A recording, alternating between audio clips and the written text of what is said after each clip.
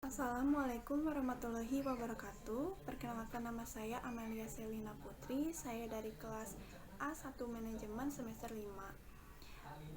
Video ini dibuat dengan tujuan untuk memberikan jawaban-jawaban dari pertanyaan ujian tengah semester mata kuliah Manajemen Sumber Daya Manusia. Pertanyaan yang pertama adalah: jelaskan apa yang dimaksud dengan manajemen SDM dan bagaimana hubungannya dengan proses manajemen. Manajemen sumber daya manusia adalah ilmu dan seni atau proses memperoleh, memajukan atau mengembangkan dan memelihara tenaga kerja yang kompeten sedemikian rupa sehingga tujuan organisasi dapat tercapai dengan efisien dan ada kepuasan pada diri pribadi.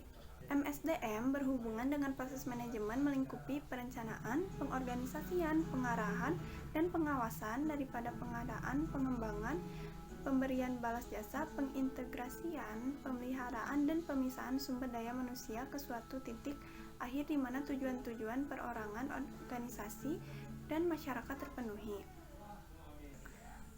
Lalu hubungan antara manajemen SDM dengan proses manajemen dibagi menjadi 5 bagian. Yang pertama ada perencanaan, menentukan sasaran dan standar-standar, membuat aturan dan prosedur, menyusun rencana-rencana dan melakukan peramalan. Yang kedua yaitu pengorganisasian, memberikan tugas spesifik kepada setiap bawahan, mendelegasikan wewenang kepada bawahan, membuat jalur wewenang dan komunikasi, serta mengordinasikan pekerjaan bawahan. Yang ketiga ada penyusunan staf, yaitu menentukan tipe orang yang harus dipekerjakan, merekrut calon karyawan, memilih karyawan, menetapkan standar prestasi, memberikan kompensasi kepada karyawan, mengevaluasi prestasi, memberikan konseling kepada karyawan, melatih dan mengembangkan karyawan. Lalu yang keempat ada kepemimpinan, yaitu mendorong orang lain untuk menyelesaikan pekerjaan, mempertahankan semangat kerja, dan memotivasi bawahan. Lalu yang kelima ada pengendalian, yaitu menetapkan standar seperti kuota penjualan, standar kualitas atau tingkat produksi, memberikan untuk melihat bagaimana prestasi yang dicapai dibandingkan dengan standar-standar ini, maka melakukan koreksi jika dibutuhkan.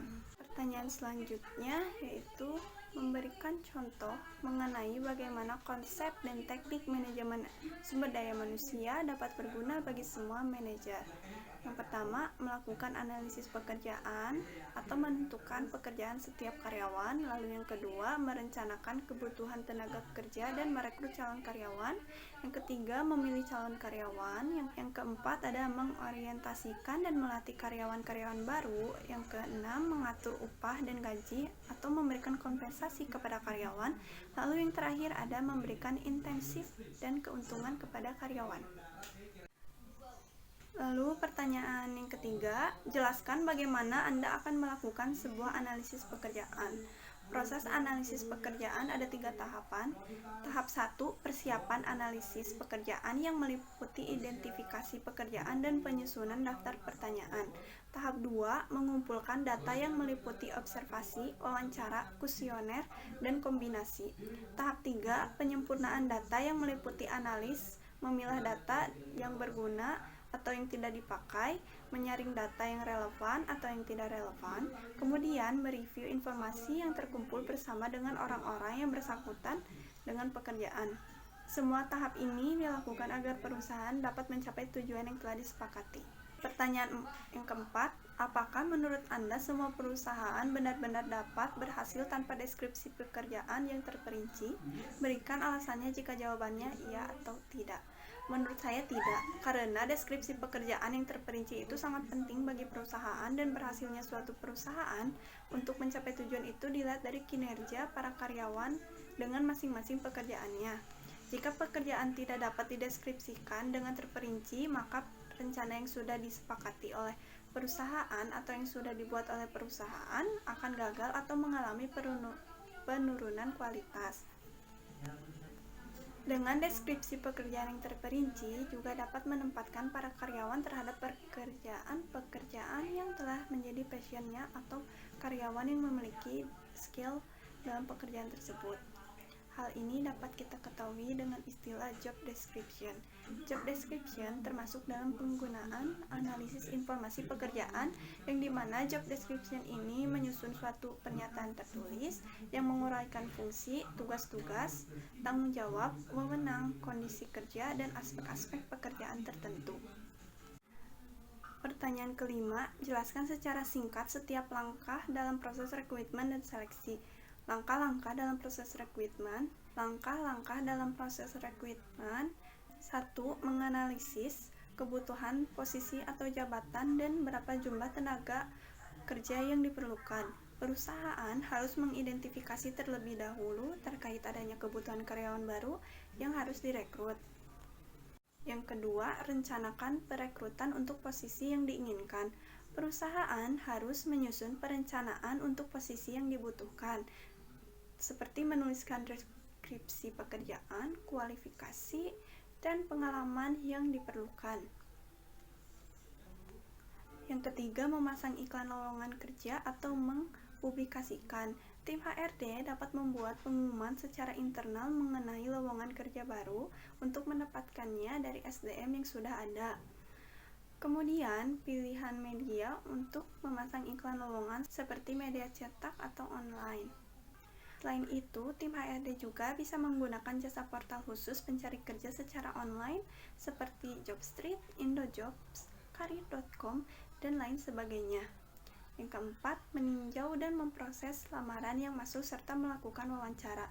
Tim HRD dapat menggunakan telepon untuk mewawancara singkat atau prawawancara untuk meyakinkan bahwa calon tersebut sesuai atau cukup berkualitas untuk diundang wawancara langsung.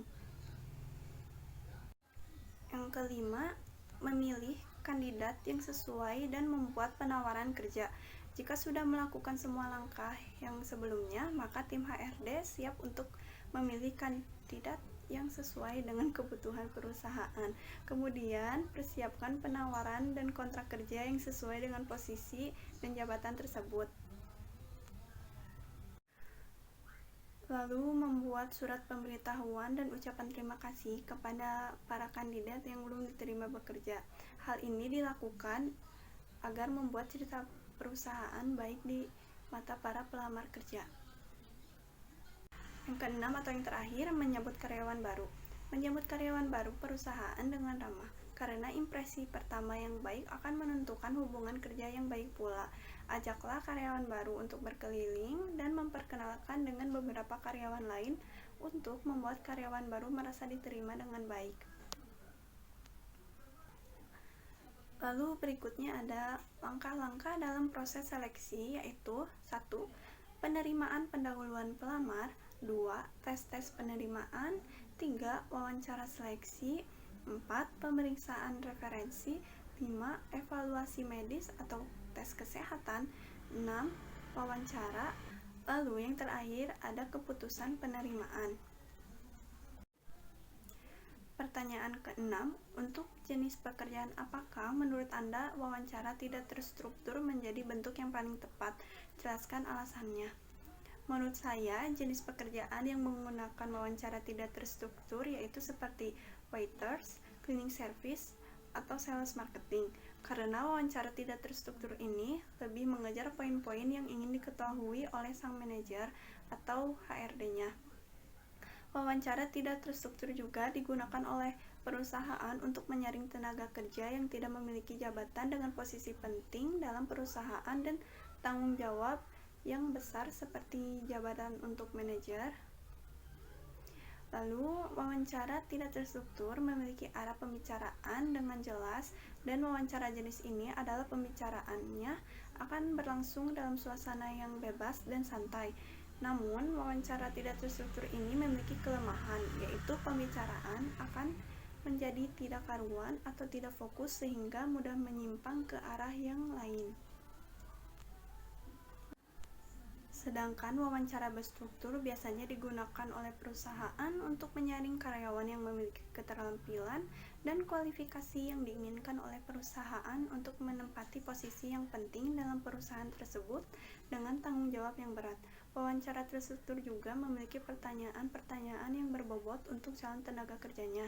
atau untuk calon karyawannya, sehingga wawancara terstruktur ini memiliki tujuan yang sesuai dengan topik yang akan diteliti. Lalu kelebihan dari wawancara ini adalah pembicaraan akan lebih terarah dan fokus.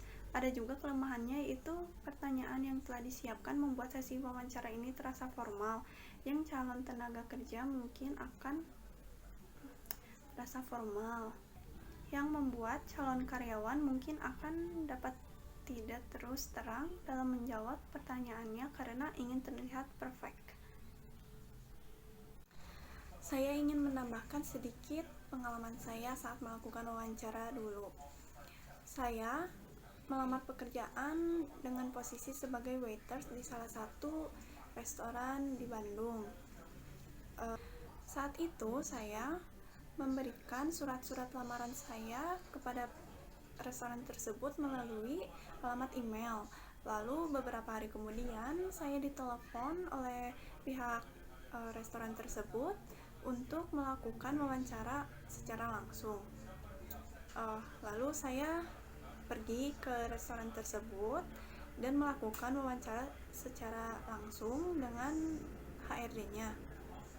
Di situ pertanyaan-pertanyaannya tidak terlalu berbobot ya, maksudnya tidak terlalu berat gitu, soalnya kan hanya untuk pekerja waiters gitu kan, jadi pertanyaannya itu tidak terlalu berbobot.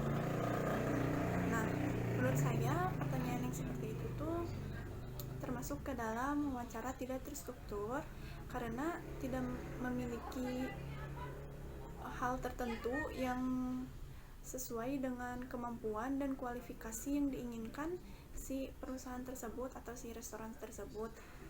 Dan pertanyaannya juga cukup mudah ya, jadi ya dapat disimpulkan jika itu adalah wawancara tidak terstruktur.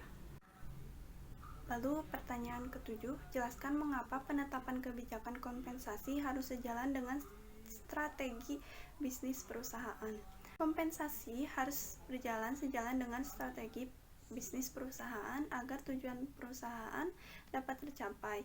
Jika tidak, maka tujuan perusahaan tidak dapat tercapai sebagaimana mestinya. Seperti karyawan-karyawan yang memiliki jabatan penting di suatu perusahaan tetapi memiliki tanggung jawab yang berbeda. Misalnya seorang manajer dengan customer service. Perusahaan akan memberikan kompensasi berbeda-beda kepada setiap karyawannya sesuai dengan posisi jabatan dan tanggung jawabnya. Semakin besar tanggung jawab yang dipikul oleh karyawan tersebut, maka kompensasi yang diberikan juga akan semakin tinggi dan setara dengan tugas pekerjaan dari karyawan tersebut. Namun beda halnya dengan karyawan pada jabatan posisi dan tanggung jawab yang tidak terlalu berat seperti customer service. Kompensasi yang diberikan perusahaan untuk karyawan bertujuan agar memotivasi karyawan untuk meningkatkan kemampuan dan keterampilannya. Dengan adanya kompensasi juga karyawan akan memiliki kualitas yang baik untuk kelangsungan perusahaan dalam mencapai tujuannya. Namun, jika kompensasi diberikan secara merata kepada setiap karyawan, maka karyawan yang memiliki tanggung jawab lebih besar akan merasa tidak adil, karena perusahaan memberikan kompensasi yang sama rata dengan seluruh karyawan yang ada di perusahaan. Jadi, kesimpulan yang dapat kita ambil dari jawaban nomor 7 itu mengenai kompensasi, yaitu setiap kompensasi yang diberikan dari perusahaan kepada karyawannya itu berbeda-beda dan itu sesuai dengan pekerjaan dan tugas-tugasnya. Jika tugasnya lebih berat, maka kompensasi yang diberikan juga mungkin nilainya akan semakin tinggi.